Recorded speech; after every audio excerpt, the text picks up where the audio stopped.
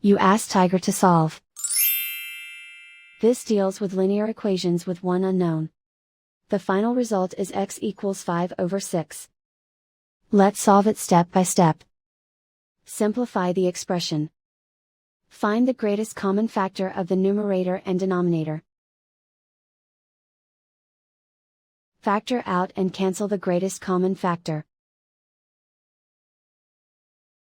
Group like terms. Combine like terms. Group all constants on the right side of the equation. Add 5/3 to both sides. Combine the fractions. Combine the numerators. Reduce the zero numerator. Simplify the arithmetic.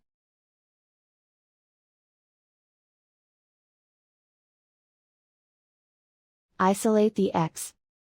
Divide both sides by 2. Simplify the fraction.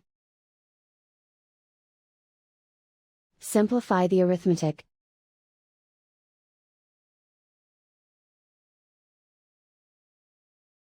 And so the final result is x equals 5/6.